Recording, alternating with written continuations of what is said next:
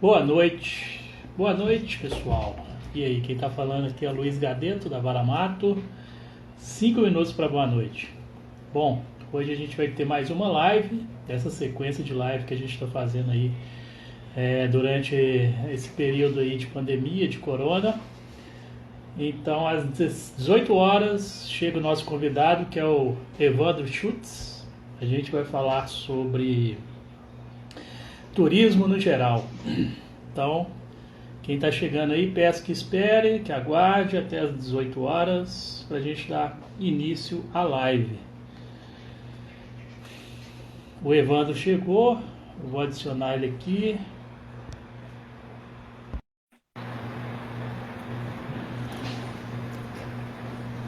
O Evandro, aceita aí.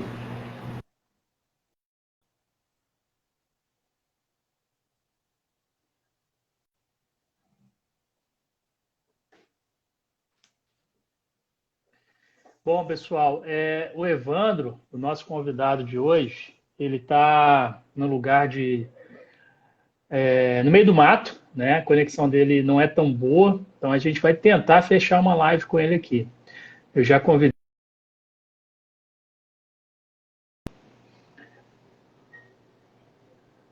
Evandro saiu. Para quem está chegando aí, peço que aguarde até o nosso convidado voltar. Nosso assunto hoje vai ser bem legal. A gente vai conversar sobre o mercado de turismo nesses tempos aí de coronavírus e vai ser bem interessante. Se eu conseguir colocar ele na live, né? Evandro, vou te convidar de novo aí.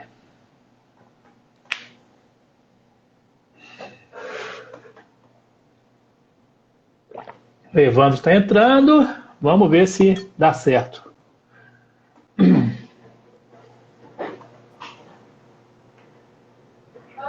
Câmbio. Fala, Evandro. Conversa comigo. Deixa eu ver se seu áudio está bom. Eu tô te ouvindo super bem. Beleza, também estou te ouvindo muito bem. Então, vamos ver se vai dar certo. Acho que vai. Sim.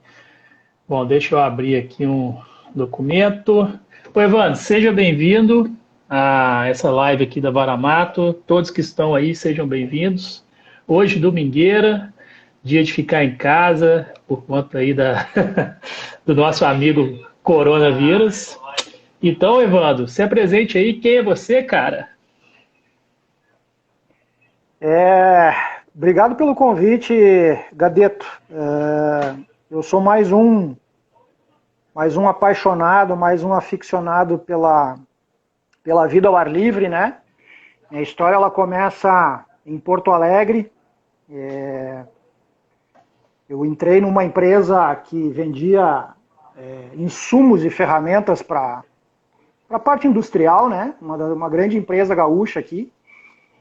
E nesse meio termo, eu entrei como menor aprendiz, com 17 anos, 16 para 17 anos. Fui servir no Exército, voltei para a empresa.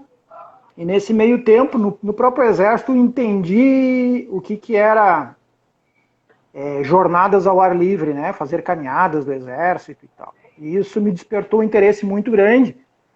E nesse intervalo entre voltar para trabalhar e até eu decidir, foi de 86, 87 até 94. Levaram 7 anos para mim entender o quanto era importante eu estar no ambiente natural, né? Sim.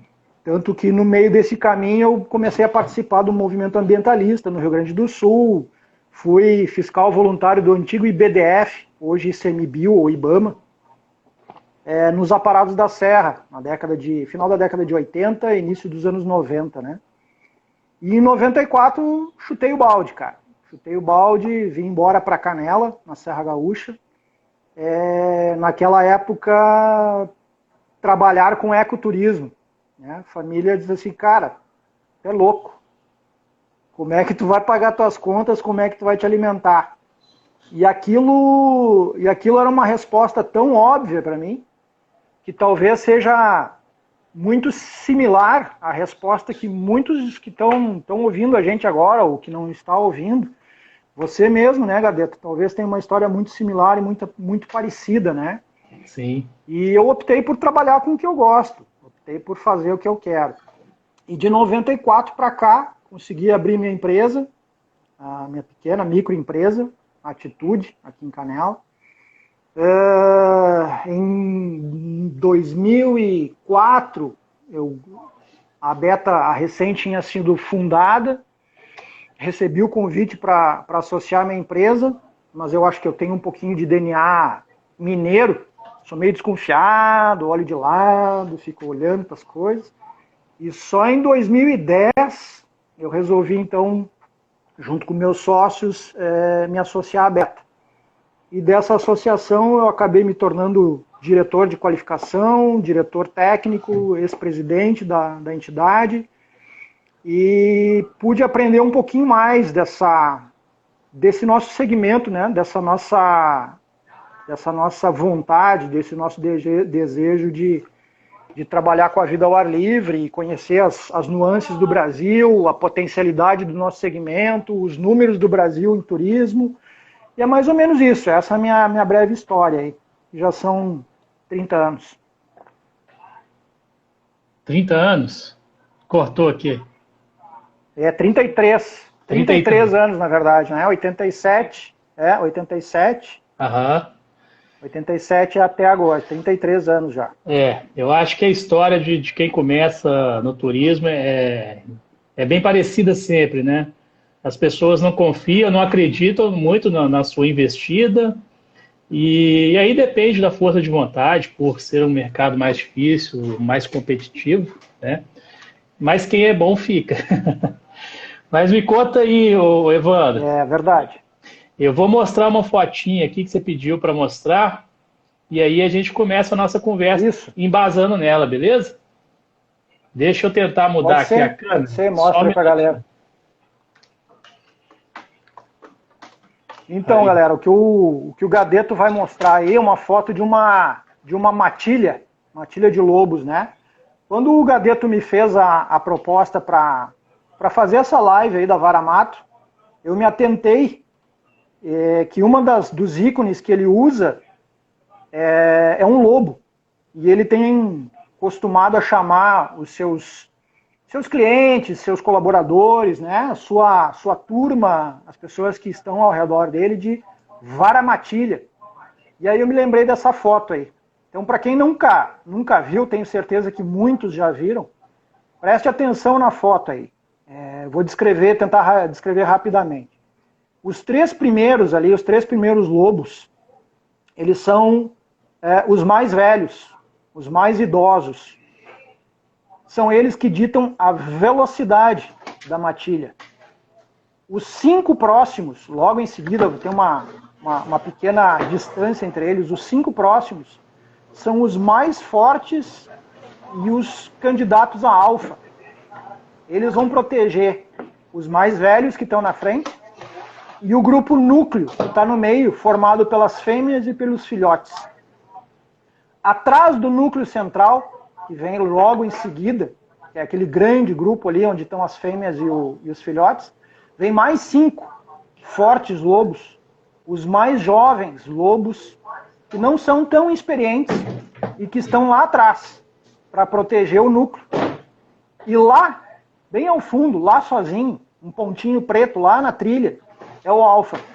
Esse é o cara que consegue se posicionar na retaguarda, esse é o líder de verdade, que lá de trás consegue enxergar todos os membros e, se for necessário, ele vai à frente ou ele é subjugado, mas ele vai defender a prole e vai defender o seu bando lá no fundo. Então isso é só para dar uma... Pode tirar aí, Gadeto. Tá. A foto, acho que todo mundo já viu. Isso era só para a gente fazer uma breve introdução sobre como eu percebo o momento atual, né? Eu acho que é por isso que a live hoje vem falar um pouquinho sobre nós, turismo de natureza e como a gente pode usar isso como ferramenta estratégica para a evolução. A gente está numa situação que um vírus, por exemplo, nos colocou exatamente no mesmo patamar. Eu não sou mais, eu não sou menos, eu não tenho mais e eu não tenho menos que vocês que estão assistindo a live. Somos todos iguais hoje, exatamente nesse momento. Nosso faturamento é exatamente o mesmo, as nossas dúvidas são exatamente as mesmas, as nossas angústias são exatamente as mesmas, mas a gente precisa entender o que a gente pode fazer como aquela matilha de lobos. Como é que a gente pode se proteger e o que a gente pode tirar de proveito em relação a isso. Basicamente é isso. É uma foto que eu uso e muita gente tem usado como inspiração. E aí fica essa pequena mensagem de introdução aí para que todo mundo possa entender o que a gente vai discutir aqui, o que a gente vai trocar de ideias. Basicamente é isso, Gadeto. Bacana, bacana. É bem importante você ter colocado essa parte aí que está todo mundo na dúvida, está todo mundo meio que sem saber reagir à atual situação. E a gente está numa fase de adaptação, né? E eu acho que hoje, mais do que nunca, não vai ganhar o mais forte, o mais rico ou o mais inteligente. Vai ganhar aquele que conseguir se adaptar melhor à realidade. E a nossa realidade mudou completamente, tá? Sim. Mas eu acho que a live também ela não é uma live para a gente ficar discutindo ou conversando sobre os problemas, né? Eu acho que é a hora de a gente olhar um pouquinho para o nosso passado recente, o que a gente tem feito a nível de segmento, o que a gente enxerga no presente e como a gente vê o futuro e o que a gente pode tirar de proveito. Então, basicamente é isso, tá? E eu gostaria de trazer alguns dados, entrar com alguns dados do turismo a nível mundial, mas vou trazer mais especificamente a nível de Brasil, para que as pessoas entendam em que mundo, em que universo a gente está, né? Uhum. Para vocês terem uma ideia, o Fórum Econômico de Davos, desde 2015, vem soltando alguns estudos e tem um índice de competitividade dos países que fazem parte do Fórum Econômico Mundial, entre eles o Brasil. E dos 140 países que são analisados, o Brasil hoje ocupa a 101ª ocupação. Ele está ali no meio termo entre os países mais competitivos do planeta, né? Aí abertura de mercado, saúde, educação, política, democracia, entra um monte de itens, né? Infraestrutura em geral. E em relação ao turismo, também tem o Conselho Mundial de Turismo, que tem feito análises sobre, economicamente falando, quem é o Brasil e o que o turismo corresponde em relação ao Brasil. O Fórum de Turismo Mundial ele tem identificado que 8,1% da economia brasileira advém do turismo, 7,5% dos empregos relacionados no Brasil vem do turismo e 2,2% da balança de exportações do Brasil vem do turismo. E o Brasil, o turismo ocupa a 5ª colocação na balança de exportações do Brasil. Quais são as 4 primeiras? São commodities: petróleo, minério de ferro, soja e açúcar. Ou seja, coisas que são recursos naturais são retirados da terra e são enviados para o mundo inteiro através das exportações. E o turismo, que é uma ferramenta estratégica de fixação do homem ao solo, de valorização dos nossos espaços naturais, de valorização das nossas paisagens, hoje responde a 2,2% e está em 5ª colocação na balança de exportações. E olha só, com apenas 7 milhões de turistas internacionais vindo para o Brasil. Olha o tamanho do Brasil. Desses 7 milhões, 3 milhões são argentinos. Os nossos irmãos argentinos que não precisam de convite para entrar para o Brasil. Eles sabem onde fica o Brasil e eles vêm para o Brasil. Não precisam de promoção nenhuma para chegar aqui. E aí um dado mais curioso, em 2018, a Tailândia, que é bem menor que o Brasil, recebeu sozinha 38,3 milhões de turistas internacionais nas suas fronteiras. Aí muitos vão dizer, Evandro, mas quantos desses milhões é de turismo sexual, blá, blá, blá, blá, blá, blá. Bom, se metade desses 38 milhões não for de turismo sexual, já são quase 20 milhões de turistas internacionais que vão para a Tailândia fazer turismo correto, ajudar a Tailândia a se desenvolver. E é o primeiro item da balança de exportações da Tailândia.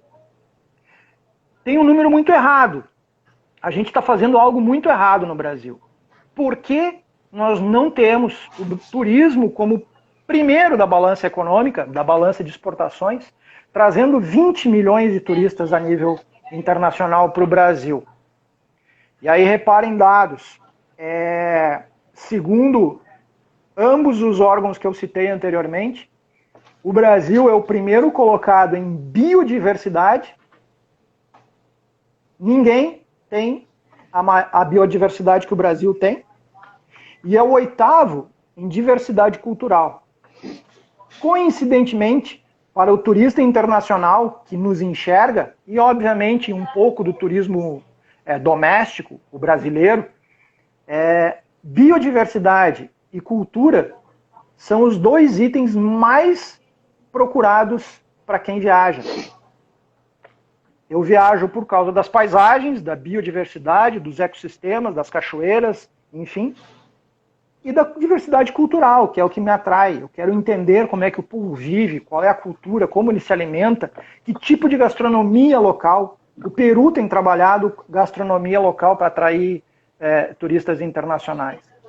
Então esses dados, para quem procura turismo, para mim são extremamente importantes, e para todo mundo aqui que está nos ouvindo, deveria ser para dar um alerta. Opa, nós estamos fazendo algo de muito errado e a gente não se tocou ainda. Para mim, turismo de natureza é a cara do Brasil. É a cara do Brasil. É a referência que a gente tem. E é por isso que a gente definiu que a live de hoje seria chamada Qual é o valor do turismo de natureza, ou das empresas que vão trabalhar com turismo de natureza.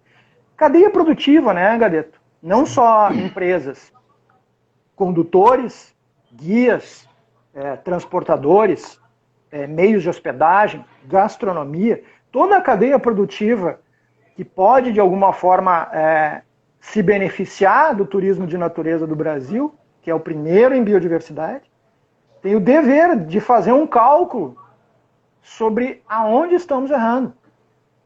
E por que raios a gente tem menos turista estrangeiro que a Catedral de Notre Dame sozinha?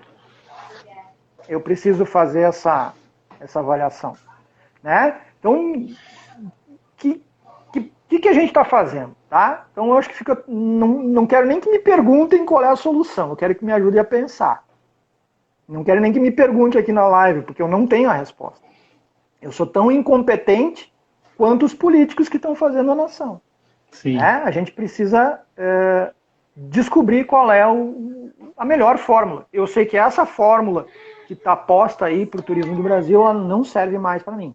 Eu não quero mais ela, né? E acho que todo mundo concorda com isso. Sim. Eu acho que é um meio, né, cara?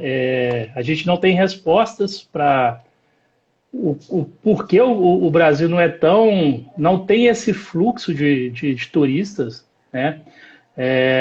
Acho que vai muito além aí, vai muito além de investimento, vai de cultura também, né? E é uma forma da gente jogar essa dúvida na cabeça das pessoas para nascerem aí novos diálogos, novas formas de concepção para a gente evoluir nesse mercado, né? Eu também acho que a gente precisa fazer uma avaliação ao contrário também, que é a questão do consumo consciente, né? Sim. Vejam que vai mais brasileiros visitar o Mickey, e nada contra o Mickey, tá? É um sonho de consumo meu, inclusive, tá tudo certo. Eu quero visitar a Disneylândia como aprendizado de como gerar ferramentas de negócios com sonhos. Os caras trabalham com o sonho, né, com o imaginário da pessoa. E o Mickey está no meu imaginário. Eu quero ir lá conhecer o Mickey. Mas tem gente que vai 2 vezes para a Disneylândia por ano e não viaja uma vez para o Brasil para conhecer a Chapada Diamantina ou a Serra do Cipó, que é o teu lugar de trabalho, Gadeto. Sim. Então, eu acho que a gente tem que fazer a reflexão do consumo consciente também.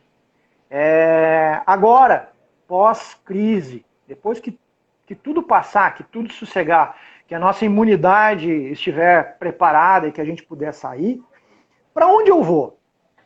Vou dar força para o negócio do pequeno aqui no Brasil, vou fazer uma excursão para a Amazônia, para os aparados da Serra aqui me chamar, vou contratar a Varamato para me conduzir lá pela Serra do Cipó. Para onde eu vou? Ou eu vou para a Disney?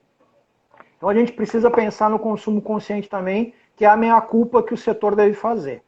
Quando a gente tem a oportunidade, a gente pensa mais em sair do Brasil ou deixar a riqueza circular, né? O nosso pequeno e escasso dinheiro circular aqui dentro do Brasil. Isso tem a ver com a sustentabilidade. Tá? Então, acho que é por aí. A gente tem que fazer uma fórmula diferente também de propor soluções técnicas, mas soluções caseiras domésticas também. O mercado brasileiro precisa fazer a meia-culpa e precisa fazer com que a sustentabilidade aconteça de fato. Economia nossa, do futuro, está baseado no consumo consciente dos nossos negócios. Sim, e isso vem também muito da valorização dos nossas riquezas naturais e da nossa cultura, né? A gente não está acostumado a valorizar o que é nosso. A gente está acostumado a gente que eu digo é na sociedade como um todo, né? A dar valor o que é de fora, né? E o que é de dentro, o que a gente tem de riqueza no nosso território, que é gigante, não é valorizado por nós mesmos. Eu acho que aí já começa uma mudança de cultura, uma evolução nessa parte aí de entendimento de que nós, em vários pontos, nós somos bem mais ricos do que outros lugares que o pessoal, né, tem aquela questão também da fama de ir, eu estive, igual o Fábio colocou, alguém colocou aqui, Torres del Paine, compare o Pico da Bandeira com Torres del Paine. Isso. Né? Isso. Então, é aquela coisa, a valorização do que é nosso. Eu acho que o brasileiro ele não tem essa cultura de valorização. Aquele tal do complexo de vira-lata, ele existe mesmo, tá? Porque a gente é colônia desde que as caravelas chegaram no Brasil, e a gente foi colonizado e foi colocado na nossa cabeça que a gente está a serviço de quem vem nos explorar. Então essa concepção de que o que é nosso não tem valor, né? Eu entreguei o ouro e o cara me deu o espelho, isso está enraizado na cultura brasileira, na visão nossa, está no DNA já. Sim. Só que a gente precisa entender que não pode mais permanecer dessa forma e achar, claro, Torres del Paine, cara, eu fui 3 vezes, aí os caras vão me cobrar, mas tu foi 3 vezes para Torres del Paine e não foi nenhuma para a Amazônia. Cara, acontece, eu tive a oportunidade de ir como contratado, para ir conduzindo grupos a partir do Brasil. Então, era um início de carreira, eu fui para ganhar dinheiro também. Mas, cara, não tem como não sair de Torres del Paine, e o Fábio Guilherme aqui colocou muito bem, não tem como tu sair de Torres del Paine e não olhar para dentro do teu país e dizer, cara, eu tenho um negócio tão bom quanto. Sim. Talvez não seja tão mais bonito, porque Torres del Paine é um negócio louco, mas eu tenho a Chapada Diamantina, eu tenho o Pico da Bandeira, eu tenho os aparados da Serra, eu tenho a Serra do Cipó, eu tenho, bonito no Mato Grosso, eu tenho o Pantanal. Se você ficar listando aí, você vai ficar listando a live toda, porque o que a gente tem de riqueza, né? O Fábio colocou... Tem noção, cara. Tem noção. E aí a gente vai pular para um ponto que você colocou sobre parques nacionais do Brasil. O Fábio comentou, então eu vou pegar esse comentário dele para a gente puxar para a parte de parque. Ele falou que, ó, eu já fui Boa, 11 vezes boa. no parque do Pico da Bandeira, né, lá do Caparaó, mas a estrutura é precária demais em relação aos outros parques, né? Aí ele está comparando com os Sem dúvida. parques de fora. Então a gente vê que não há um investimento à altura para a gente cobrar aí uma visitação de peso de fora, né? Mas aí vem no nosso negócio, aí entra no nosso negócio, né? A gente sai do turismo de forma geral e entra no segmento turismo de natureza. Utilização dos recursos naturais de forma sustentável para gerar recurso, para gerar riqueza. Nosso negócio é turismo de natureza. Uhum. Para vocês terem uma ideia, tem uma plataforma dentro do site do ICMBio, que eu não vou me recordar o nome agora, falha minha de ter pegado o nome, mas entrem no site do ICMBio, é www.icmbio.gov.br, e tem uma plataforma lá dentro que traz o número de visitação de pessoas, de uso público dentro das unidades de conservação do Brasil. Tá? Uhum. Dentro das unidades de conservação são 12 milhões de turistas que entram nas unidades de conservação do Brasil. Nos parques nacionais, de unidade de conservação entra tudo. Parque Nacional, Floresta Nacional, área de proteção, reserva biológica, enfim, todas as formas, né? Todos os itens. Mas só nos parques nacionais são 8,8 milhões de turistas que entram nos parques nacionais. São 73 parques nacionais. Uhum. Tá? Desses 8,8 milhões, 2 milhões são em Foz do Iguaçu, 3 milhões na Tijuca, no Parque Nacional da Tijuca, que não vão para ver o parque, vão para ver o Cristo Redentor. Ou seja, sobram 3 milhões para dividir para o resto dos parques nacionais brasileiros. Nos Estados Unidos, são mais de 300 milhões de pessoas que visitam os parques nacionais americanos. São 2 Brasis por ano entrando dentro dos Estados Unidos e deixando uma receita que me falha a memória, o tamanho, a vultuosidade, que são bilhões e bilhões de dólares que entram dentro das unidades de conservação. Aí as pessoas vão dizer assim para mim, pô, Evandro, tu tá querendo que o Brasil vão destruir os parques nacionais. Olha só, Foz do Iguaçu, que tem 2 milhões de turistas, usa apenas 3% da área do Parque Nacional para uso público. E recebe 2 milhões. 97% da área do Parque Nacional de Foz do Iguaçu é preservação. O Parque Nacional de Yosemite tem um centro comercial dentro. Quem já foi lá pode comprovar isso. E vai milhares e milhões de pessoas por ano no Parque de Yosemite. Então eu sou um cara que já transitou tanto no meio da conservação ambiental, do meio ambientalista, e hoje trabalha dentro do segmento de turismo, que é business, negócio. Eu consigo entender que é possível fazer exploração de recursos naturais e turismo sem que a gente precise necessariamente devastar a natureza e os recursos naturais que eu estou usando.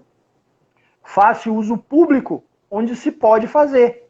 E o resto, deixa para preservação de paisagem, deixa para preservação de biomas, deixa para preservação de nascentes, deixa para preservação da biodiversidade, da fauna, da flora. Então, para mim é impossível falar em ecoturismo e turismo de natureza e turismo de aventura sem falar em parques nacionais do Brasil. Não tem como desconectar uma coisa da outra.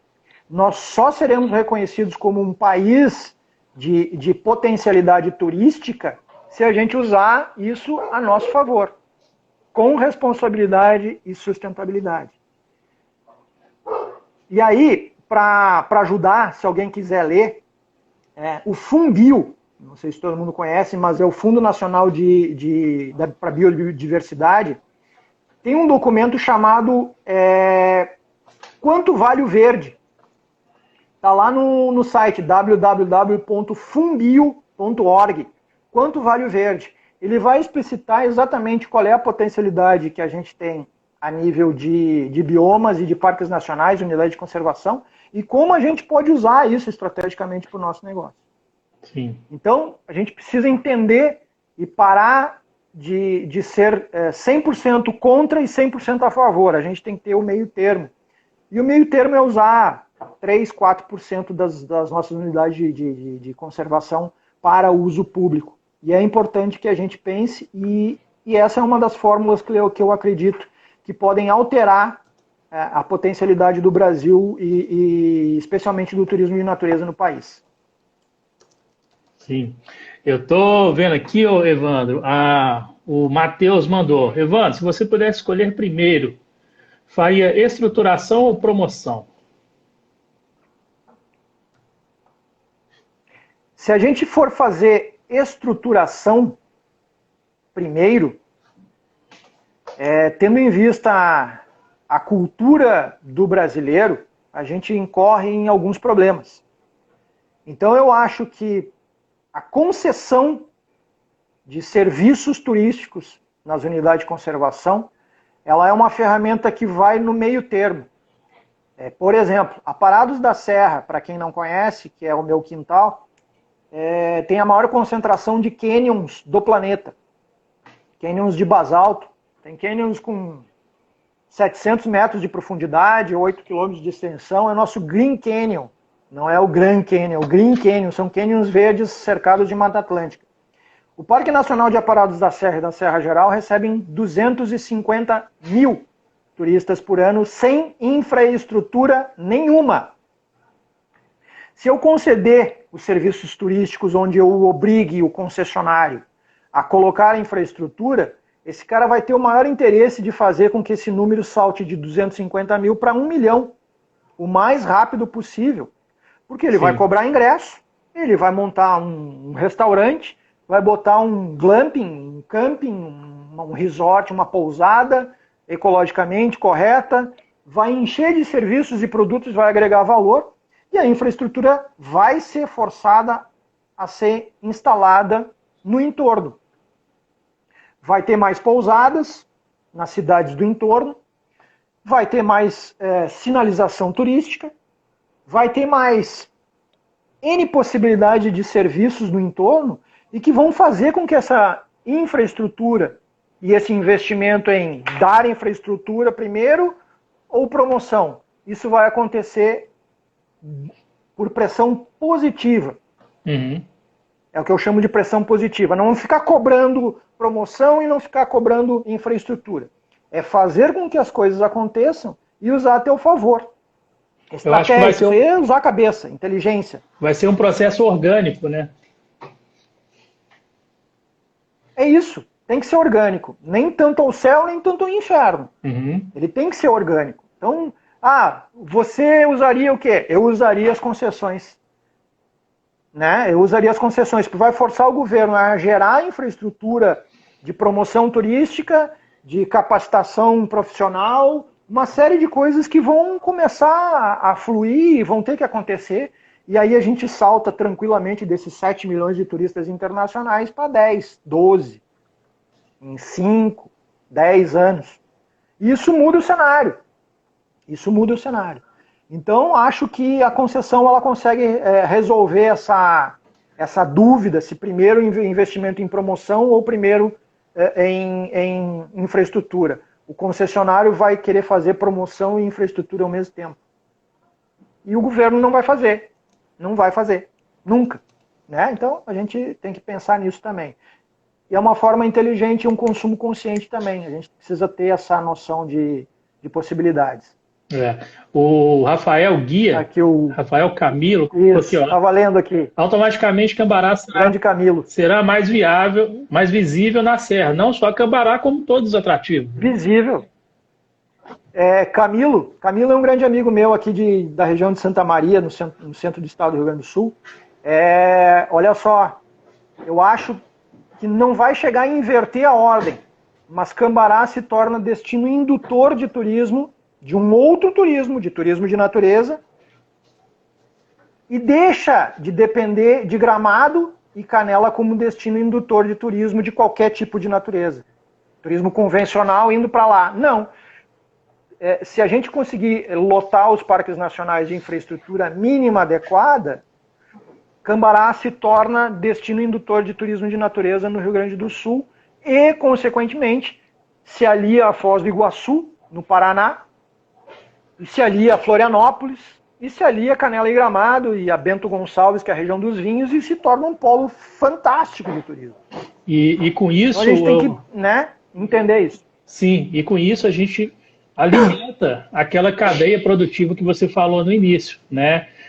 Todos os atores, sejam pessoa física, seja pessoa jurídica, isso aí, cara, vai virando, vai alimentando e né, vai crescendo junto com o outro. Por isso que eu pus esse desenho aqui, ó. A gente tem um ponto central e aqui a gente tem toda a cadeia, né? Isso. Né? Isso.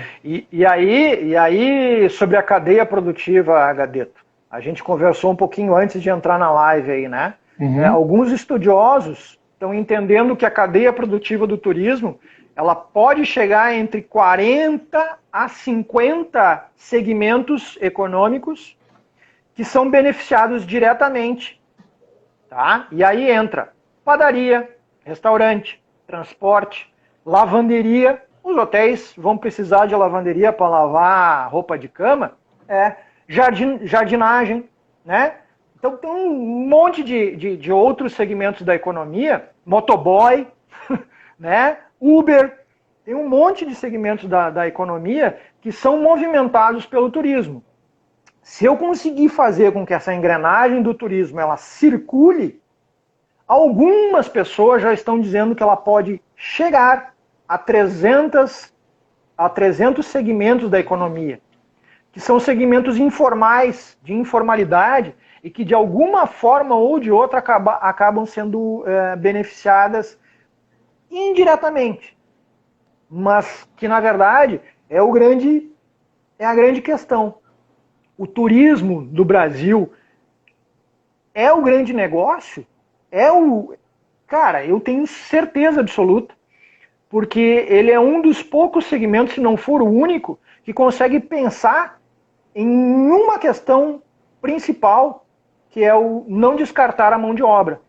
Se eu modernizar o turismo, eu não descarto a mão de obra jamais. Qualquer outro segmento da economia, pode vir aqui economista, industrial, do agronegócio, pode dizer o que ele quiser, mas se eu modernizar qualquer segmento, todos os segmentos da economia vão dispensar a mão de obra, porque vão se modernizar e vão trazer tecnologia, robotizar, enfim, vão, né, informatizar todo o sistema, e no turismo não. Se eu desenvolver o turismo, eu preciso de mais recepcionista, de mais garçom, de mais condutor, de mais guia, de mais transportadores, de mais avião, de mais hotel, de mais pousada, de mais camping, de mais trilha.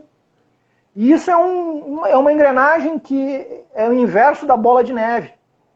A bola de neve derruba todo mundo e vai todo mundo se juntando e vai todo mundo cair no desfiladeiro. E o turismo é uma engrenagem, que para girar essa roda eu preciso de pequenas engrenagenzinhas ao meu redor para tocar o sistema. E é isso que eu acredito. Então a cadeia produtiva do turismo tem que estar antenada. E se eu fosse qualquer um desses segmentos que são beneficiados pelo turismo, estaria dizendo, cara, vem comigo, me ajuda, vamos lá e vamos se juntar e vamos fazer uma estratégia de desenvolvimento turístico no país inteiro, em todas as áreas. Sim. Né? Em todos os estados, em todos os municípios que têm potencialidade, é claro. Isso. Agora, pode falar, Gadeiro.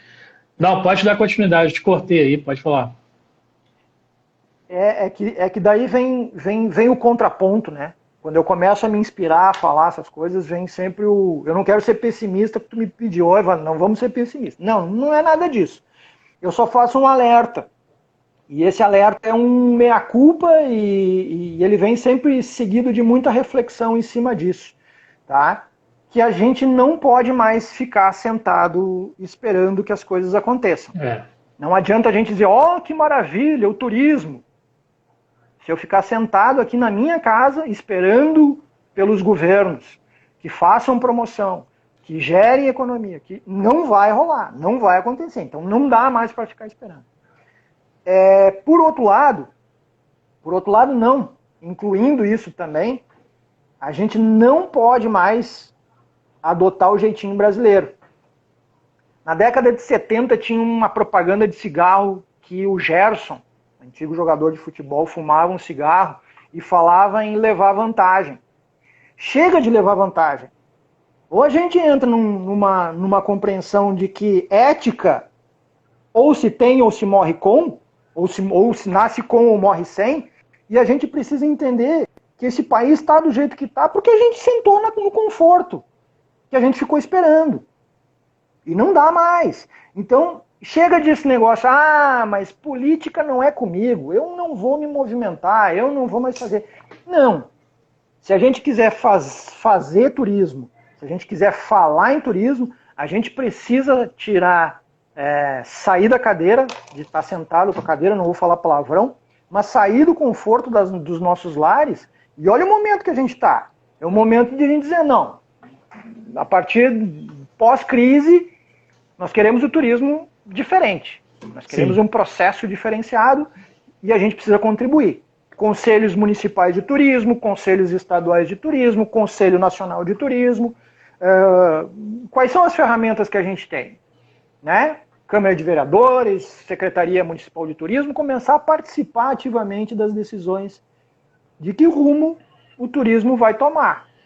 E em especial o turismo de natureza, que é o nosso negócio, nossa grande crença.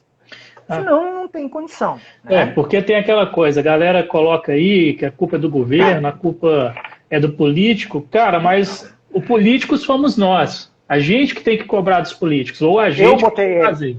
Eu botei ele. Eu botei o político. Então eu tenho que cobrar. Eu votei ou eu deixei de votar. Sim. Né? Os políticos não fazem. Cara, político não é um ET. Ele não caiu aqui de paraquedas, veio de outro planeta e caiu aqui. Quem colocou eles lá em Brasília, ou no estado, ou no município, foi a gente. É o voto. Eu não concordo com o voto. Bom, é um processo que a gente tem que trabalhar lá em Brasília para mudar o sistema eleitoral. Agora, quem colocou os caras e quem topou e quem aceitou, deu carta branca, foi a gente. Sim. Não dá para reclamar do cara que não está fazendo nada lá. Não dá mais. E, e se ele não está fazendo, cabe a nós tirar ele ou cobrar dele. Né? Primeiramente cobrar dele. Depois acompanhar e se não está atendendo... o sistema por esse... Sim. Isso. E aí, você... E não dá mais. Diga. Vamos lá. Desculpa, te cortei de novo. Não, tudo certo. Eu tenho que me cortar porque eu me emociono. E aí a gente pode perder o foco um pouquinho da live, tá? Se a gente entrar em política aqui, a gente vai longe e a gente vai descobrir que ninguém sabe de nada. E falar de política deixa a gente bravo, nervoso, e aí começa a virar coisa estressante. Mas aí você falando do jeitinho ali, brasileiro, e aí você colocou, a gente na nossa conversa, né? Busca pelo natural, mega tendências de consumo para 2030. Isso. No estudo da Fiesp, então, né? E aí a gente listou aí, você listou. Isso. Fala aí para nós. Há muitas coisas aí que aí vão entrar exatamente no valor. Qual é o valor do meu negócio? Qual é o valor da minha empresa, o valor da Varamato? Qual é o valor das empresas que estão nos ouvindo aí, né? Todo mundo que está vindo no Brasil inteiro. Tem vários estudos, eles estão disponíveis aí, estudos sérios, não tão sérios, aí depende muito do estudo que cada um for fazer. Mas existem mega tendências de consumo que são pesquisas de futuro, para onde o mercado consumidor, que é aquele tal do consumo consciente, vai nos levar. E a Fiesp recentemente fez um estudo para os próximos 10 anos e lançou no ano de 2020, ou seja, será para os próximos 9, não será mais para os 10, será para 9, porque 2020 a gente vai ter uma queda sensível em todo o processo turístico. Mas olha só, quais são essas mega tendências, né? Primeiro, lazer. Eu preciso descansar e eu preciso fazer algo que me agregue valor ao meu lazer. Isso vai ser uma das tendências. Segundo, economia criativa e circular. Olha o que eu falei lá no início, eu nem me lembrava mais que eu tinha escrito isso aqui. Economia criativa. Coisas do tipo Uber, Airbnb, aplicativos onde façam que as coisas sejam facilitadas, que não gerem tanta burocracia e que sejam prazerosas e verdadeiras, né? Consumo verdadeiro, de verdade, não de fakes. Uhum. E economia circular é isso. É eu consumir, eu determinar que quando eu for sair de férias, eu vou lá no Gadeto. Ou eu vou fazer aqui, nos aparados da serra, e vou contratar um condutor, um guia, apesar que eu já conheço, mas vou fazer com que a economia circule ao meu redor. Isso se chama sustentabilidade. É pensar no Gadeto, é pensar no Camilo que está lá em Santa Maria, é pensar eu em você e você em mim. Como eu posso te ajudar? De que forma eu posso te ajudar? E isso é uma estratégia para o pós-crise. A gente vai precisar se ajudar muito. E aí tem a ver com a matilha que eu mostrei lá no início. Ecologia, aventura e ecoturismo. Mega tendências. A ecologia, basicamente na questão, o teu negócio é sustentável? Ele cuida dos 3 preceitos da sustentabilidade?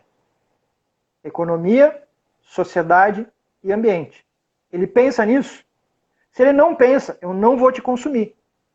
Isso é uma tendência de consumo mundial.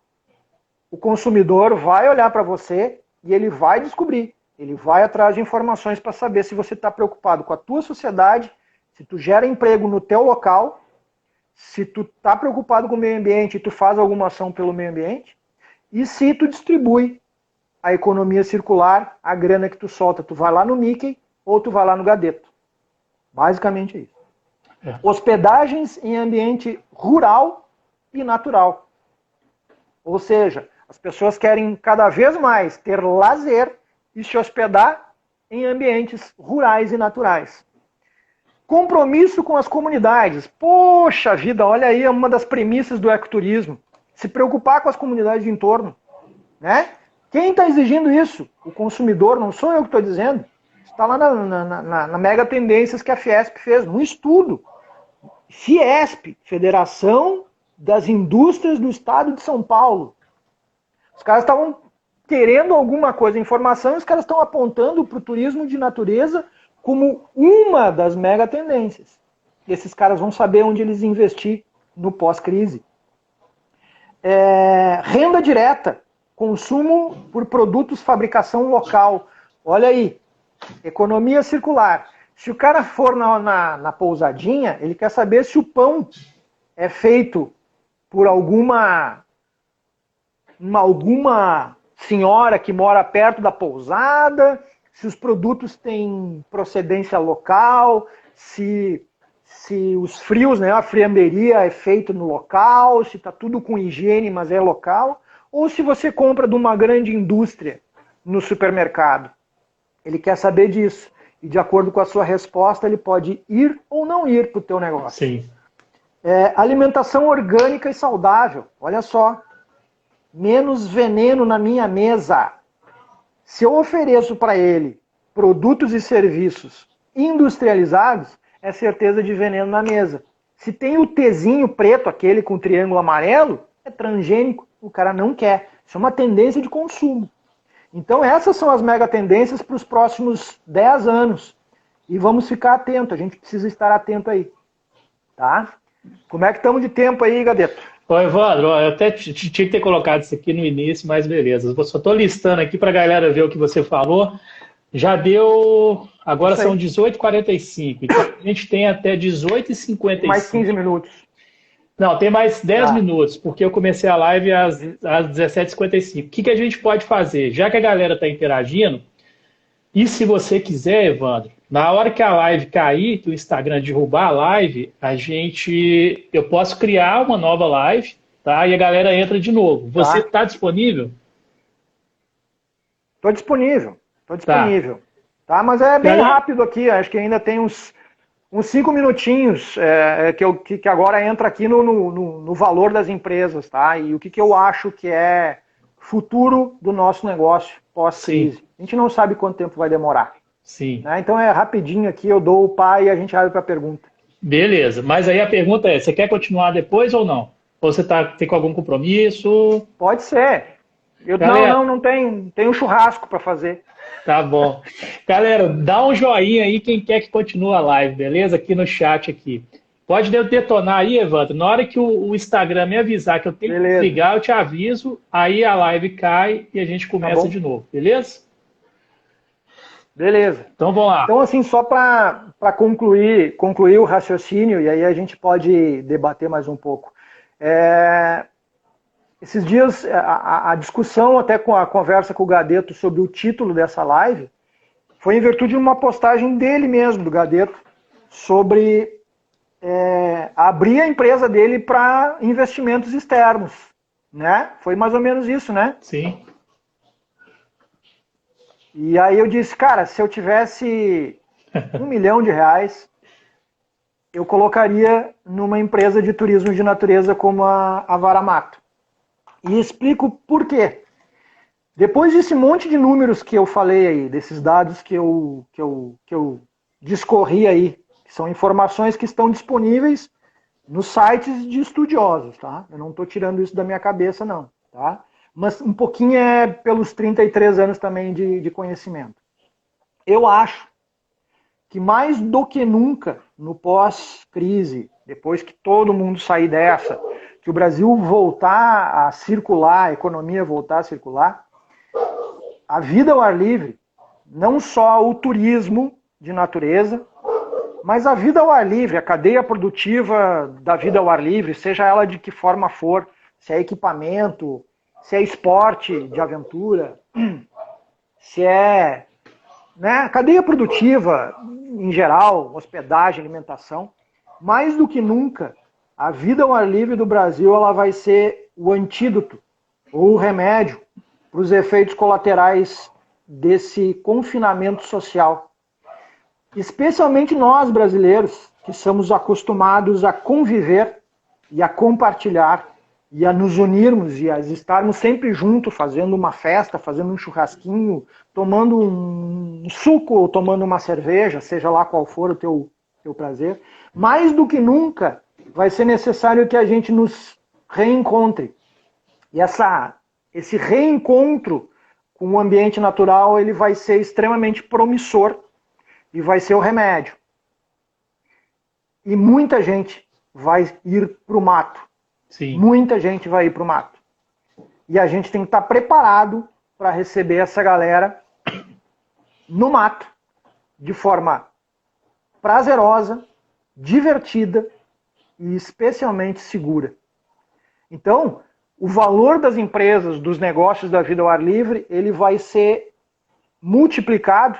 E eu não sei qual é essa multiplicação, eu não consigo dar números, mas baseados em todos os números que eu mostrei para vocês da potencialidade que a gente tem, e baseado em que o Brasil é o primeiro em biodiversidade, o 8º em diversidade cultural, que a gente tem os parques nacionais subaproveitados, que a gente tem riquezas fantásticas, que a gente tem uma série de informações disponíveis, me leva a crer que se a gente se preparar adequadamente, e aí se preparar adequadamente é parar com o jeitinho brasileiro, de querer levar vantagem em tudo, se qualificar, se preparar mentalmente e psicologicamente para o que vem, e aí a gente fazer o uso de ferramentas que estão disponíveis aí para a gente se qualificar, e tem N itens para a gente se qualificar. Se a gente fizer isso bem feito e aproveitar nosso tempo que a gente tem nesse isolamento para aprender e para conversar e trocar ideias de como fazer a coisa de forma diferente, eu tenho certeza que as empresas de turismo de natureza e toda a cadeia produtiva, incluindo condutores, incluindo guias, pousadas, restaurantes, gastronomia, transporte, serviços diversos, tem uma grande oportunidade. Dizem que na crise é que vem a oportunidade, né? Risca o S da crise e vira CRIE. Então criem, pensem estrategicamente como a gente pode fazer. Tenho certeza que o Gadeto é um cara que pode ajudar, estou à disposição também. E aí eu acho que o grande valor é esse, de a gente pensar positivamente e se preparar para o futuro que vem aí. A gente não sabe o que vai ser, não sabe, ninguém sabe. Se alguém disser para ti que sabe qual é o futuro, esse cara é um charlatão. Então ninguém sabe o futuro. Mas tem tendências. E a minha visão é que a tendência é que o turismo de natureza seja muito valorizado pelo consumo, pelo consumidor. E a gente tem que ajudar esse consumidor a ser consciente também. Sim, tá? E aí... E aí eu falei em algumas... Diga. Não, pode ir, continua. Finaliza aí, a gente tem 4 minutos para a gente fazer o discurso. Eu só ia colocar... Eu só ia colocar aí, se alguém quiser ter algumas ferramentas de qualificação, eu citaria duas. Duas não, várias, mas entra no site da Abeta, www.abeta.tour.br, e entra na área de download. Vocês vão ver lá que tem uma série de documentos. Eles são gratuitos, não precisa pagar por isso. Foram construídos com dinheiro público, tá? Então é de cada um de nós. E são manuais de boas práticas e relatórios diagnósticos e pesquisas de perfil, planos de comunicação do segmento, tudo gratuito. Só fazer download, não precisa imprimir. Leia digitalmente que você vai estar economizando papel. E aí é gratuito. E a outra é as normas técnicas do segmento.